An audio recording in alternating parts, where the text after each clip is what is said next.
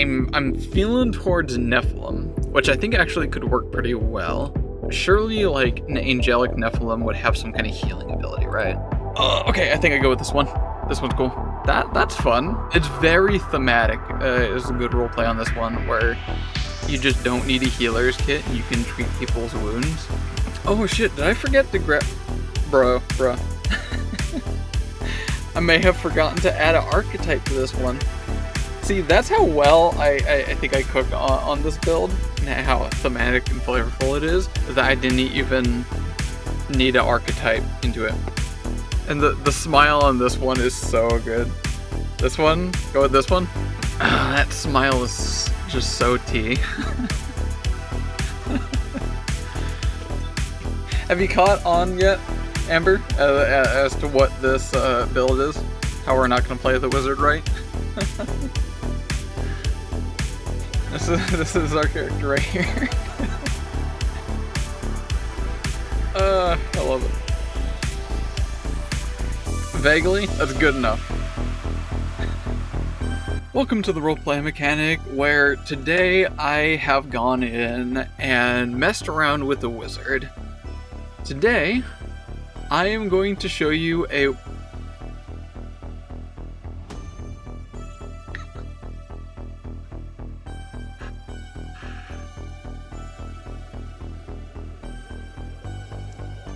This video is not going to be watchable.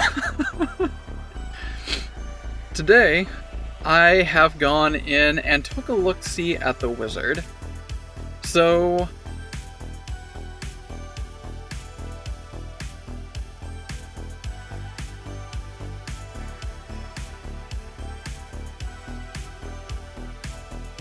Why am I this dumb? I'm not trying. Wait, did it proc? It did proc, right? I was too busy face palming and not looking. Should I cut that part out? We'll pretend that didn't happen. Otherwise, it's just not gonna be watchable. It's just not gonna be watchable for, like, the rest of it. We haven't even started.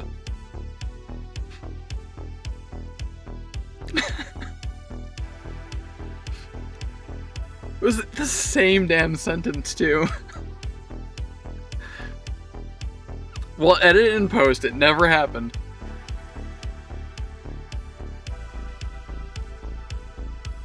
I get one take back. See, the rest, we're raw dogging it, okay? The rest, I'm not holding back. I just have to talk very intentionally and slowly, which is horrible for YouTube. Or I guess I'll just talk very slowly, intentionally, and then edit and post to be, like, really shortened down. So my voice sounds just really weird and fucked up, as it's, like, me talking slowly, but then sped up. That'll be great. For this week, I have gone in and took a look at the bookish spellcaster to see what exactly this class is. Now, to think about how to do something wrong, obviously you need to do or know what is right. As I like to say, they are both sides of the same coin. What is wrong is the opposite of what is right. When we go and see at the bookish spellcaster, it is as straightforward, as simple as you assume or think it to be. With a high intelligence score, you have studied a long time, or maybe a short time if you want to play like the super big brain kind of person, how to manipulate the arcane fields and how to cause spells to happen. It's pretty much just straightforward. You know, you are the person that learned how to create spells. And that is your curriculum, your job, if you will. So I kind of stuttered on this one as I started thinking, what are some of the most simple, obvious ones for how to play the bookish spellcaster incorrectly? One is we be a melee character and go up and fighting. I've kind of already done that, and that would be way too simple, too obvious, and that would fit in a lot of other full spellcasters. Or we do ranged. That's also cool. Or I would love to play a full caster that is also ranged. That's awesome. But still, it still doesn't quite feel like playing the class wrong. You're still playing the game fairly correctly.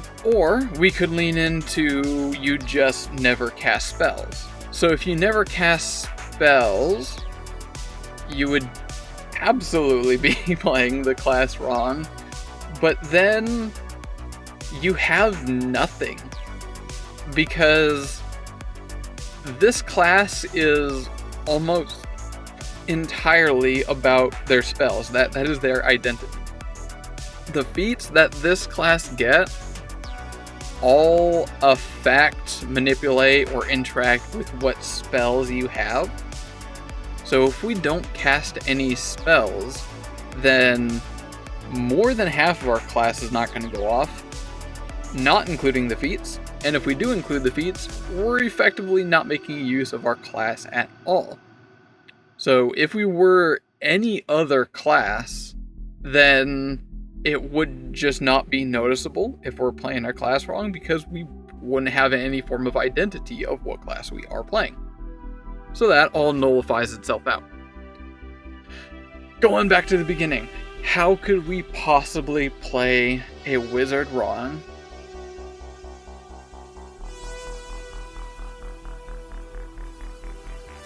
I feel like this is zooming in way too fast. Gray eyebrows already. No joke, I do have gray in my my whiskers. I don't know if I'll be able to edit the video and pretend like it's not happening or it's going on. Fucking we ball, exactly. That's my style. So going back to the beginning of trying to understand how to play a class wrong, I think I should pedal back, very shiny eyes, thank you, and analyze the game as a whole. So what is our role as a full caster in this game as we work together? Well, one way to play Pathfinder wrong is to not fight. I can't tell you how fidgety I get when, if I'm DMing, the party wants to skirt around and not engage with anything that I throw at them. If it's that generally as a whole, then that's just gonna annoy me. Like, what are y'all here for? Are we just gonna, like, make love to everything? That being said, I think you probably get the idea, the gist here of what I finally got. So today, I present to you the wizard that does not attack. We are going to be... God, why am I such a fucking idiot? I can't pay attention at all. Today, I present you the bookish spellcaster that does not attack other people. We will be still supporting our allies, as well as we will also be deterring our enemies to not fight. But we will never cause damage. We will not be rolling any form of damage with this character. As you can see here, I have decided this character is going to be a halfling Nephilim, specifically one that has a holy heritage. So we really want to lean into being a pacifist kind of character, someone that wants to show, albeit in an extreme way, that everyone should try getting along, which is very in thematic for divine entities, whether it be holy or unholy. They're usually extremists in whatever kind of origin they come from. So if we are going to very much never fight, specifically never causing damage, then being a holy being really has that thematic flavor of, why are you being a pacifist? Well, what's your reasoning on that one? It's like, well, we're kind of just born that way. Moreover, as you can also see, the background here is emissary. We are going to be traveling from our lovely little hovel. We used to live in our little hobbit hole somewhere, and now we have gone out to spread the love, spread peace from where we come from, and hopefully seeking allies to our village, seeking connections, building trade, that kind of good stuff. Starting at level 1, we are going to pick up some main notes. Now, some of these can probably be changed, but I think these would work best if we're trying to not fight, cause damage, or attack enemies. So for our thesis, I have decided to go with the familiar tradition. We're going to have a very advanced, very capable familiar, which will help us with action economy when we get into a fight. If we're never going to fight or attack anything, a lot of our spells are going to be either out of combat mostly, with ways to support our priority, doing different kinds of things you wouldn't normally be capable of doing in a wide variety way, since we're not preparing any kind of combat spells. But we will have a couple combat spells. For example, our school that we went to is going to be Ars Grammica. With this school, we will pick up a couple pretty good spells that fits quite well in our thematics. We will be getting Message and Sigil, as we are an emissary. Being able to manage information and talking to certain people in certain different kinds of ways is very critical. Leaving some kind of very important magical mark of some kind can also be very flavorful, even useful if you get very creative. There's been some interesting creative ideas you can use Sigil for. Think of it like using as a graffiti. If you think of using Sigil as a kind of a graffiti, you can have some great shenanigans with that.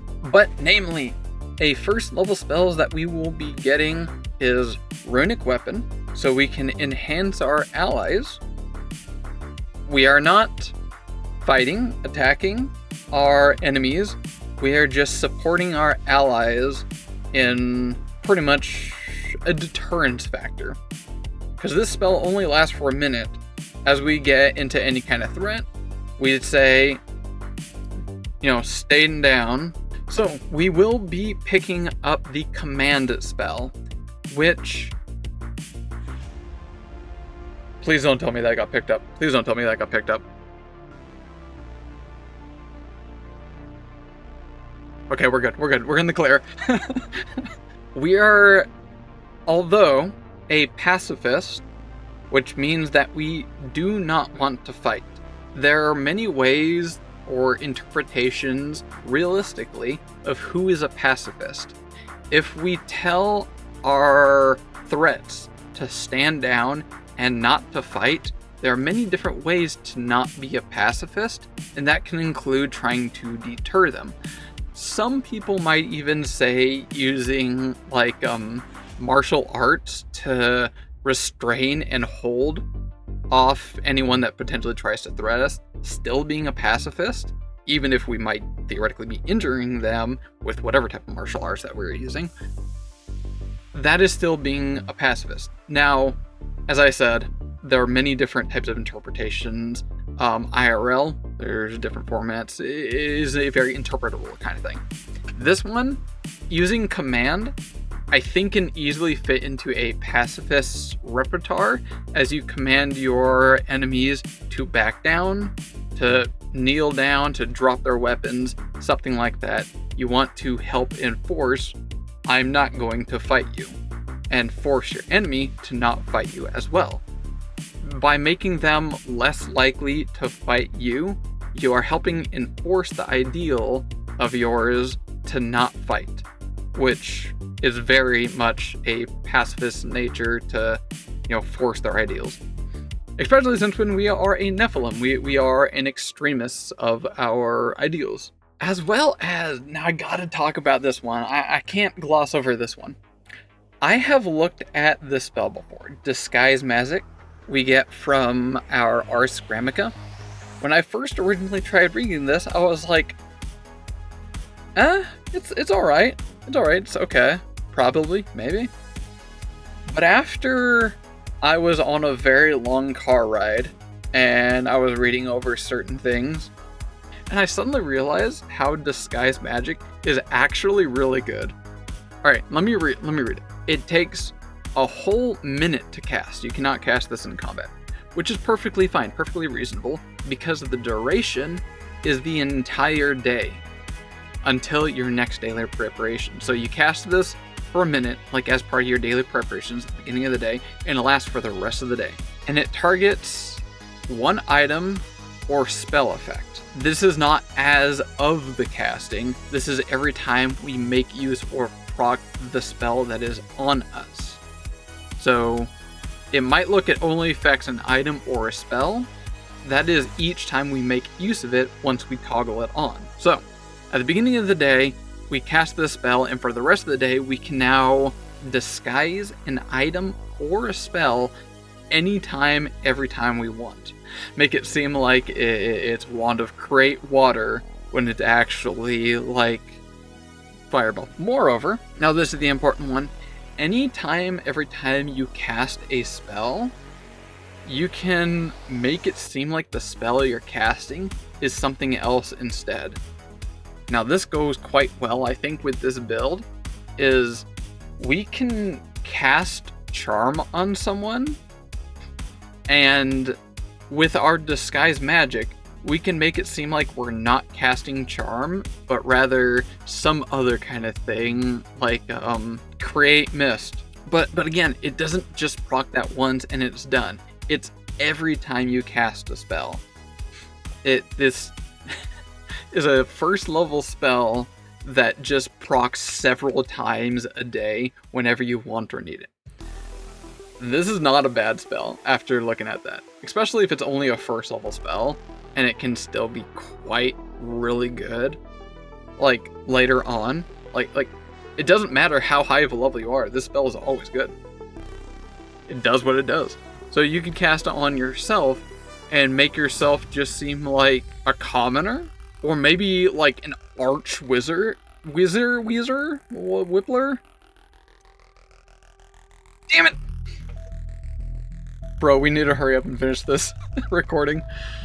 So yeah, that is Disguise Magic. It has a lot of versatility, creative things that you could potentially do this one, and it fits very well with this build as we are being an emissary to bring about peace.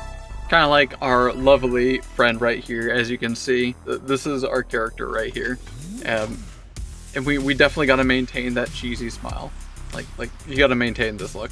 If I haven't mentioned already, we are picking up, as you can see, the Familiar Enhance, which will give us a nice action economy in fight. If we are not going to be attacking enemies, we are going to be using up some of our actions to command our Familiar to assist ourselves or assist our allies.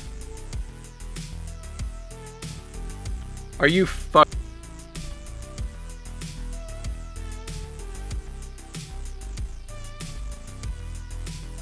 What kind of spells could we possibly prepare or use if we're never going to be fighting?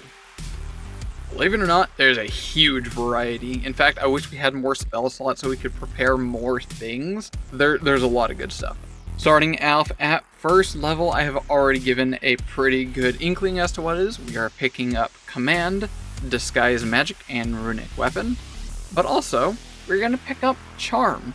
I think as a emissary, Charm is going to be a very vital spell that we can use.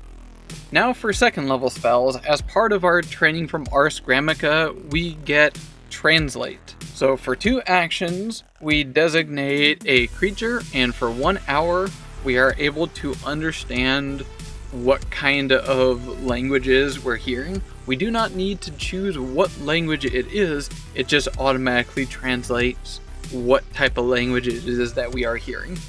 But more importantly, what kind of combat spells will we pick up for second level spells? Something that can help with our party or demoralize our opponents and make them not want to fight. Oh my god, there's so many! 27 pages and a half. 20 times 7 is a lot. Blur says targets one creature. It doesn't need to be a willing creature, so you could blur a threat if you wanted without their consent. Oh, Glamorize. I love this spell. Cause a brief wind to make your hair blow dramatically. Make us. Oh fuck, I love reading that. Use a second level spell slot for 1 hour just to make your hair flow in the wind. Yo, this is definitely getting added. Oh yeah, I gotta read the rest, hold up. Make a small chime occur when you smile. Ding! Yeah, that we're adding that. Okay, we need more combat ones. Charitable Urge? What is this? Okay. You speak on the virtue of charity, compelling the target to give away its possessions. The target must attempt a will save. If they succeed, they are stunned 1 as it wrestles with its urges. That's not horrible. That's not bad, actually. For 2 actions in a second level spell slot, if they succeed, they lose an action. If they fail, on its turn, before it does anything else, the target must present the nearest creature with an item in its possession. The target chooses which item to give, and if the only item it has is one that it's currently using to defend itself, such as a weapon during combat encounter, it can choose to be stunned 1 for 1 round instead of giving up the item. This might require the target to interact to retrieve the item or move to the item. This is really fun. Cast this on, say, like a bandit, and potentially they might spend like an action to retrieve a potion, for example, and then give it off to a nearby party member. Oh, that's really fun. And on what is a crit fail? As failure, except the duration is 4 rounds. Jesus.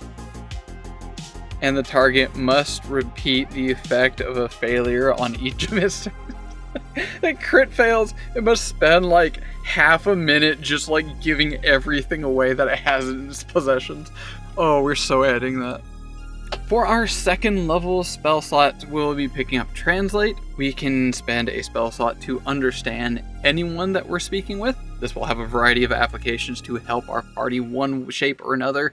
And I cannot tell you how many times I have had an instance where either I as the DM or I as a player do not happen to have the right language for any given scenario, or many scenarios, as there are hundreds of different languages out there. So if you can just simply rinse out a spell slot to avoid that entire thing, very helpful. Translate, you will not be disappointed.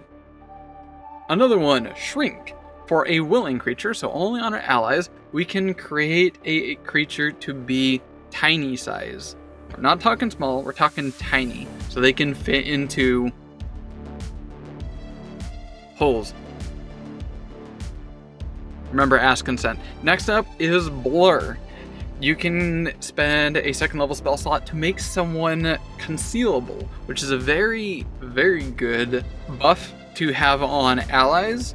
Another great fun one is Charitable Urge. I just happened to find this as I was searching for fun spells to have on our Pacifist, and god, this one's full of flavor.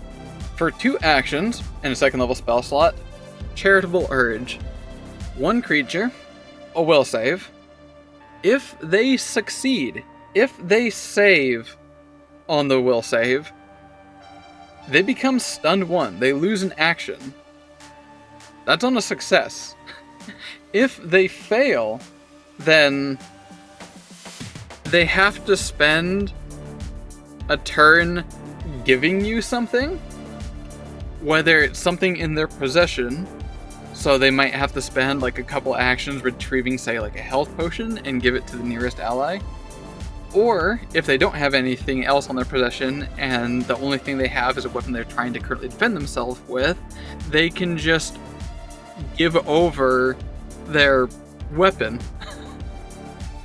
But yeah, this one looks... Which? When did I say which? Oh, is it because I said switch?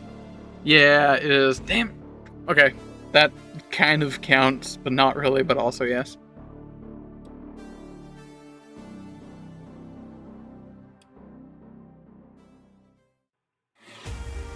See, that time was not intentional. Fuck. I cannot... Why can I not think? Is it the coffee? So for this guide, as you can see, we are still being a full caster, but I'd argue this is definitely not how you should play a wizard.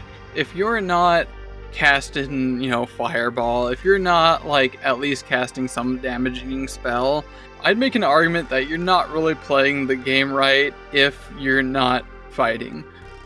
That being said, this is still a very viable way of playing. There are so many fun spells that I haven't really seen before out there. Each spell rank had like bloody 200 spells available under Arcane, and there's just a huge wide variety of things that you could potentially cast and use as a bookish spellcaster. So playing a Pacifist, for any class, you don't just have to be a bookish spellcaster.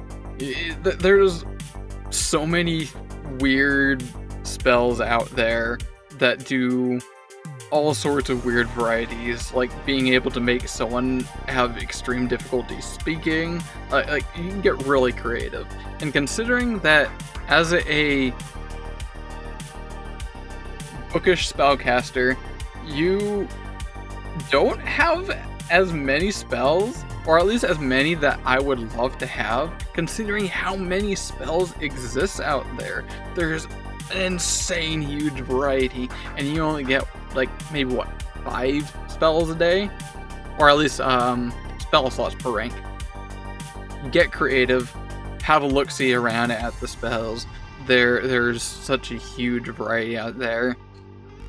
Try your best to not cast Fireball. I have more class guides that are definitely going to be coming. I'm going to be going through all of the spells.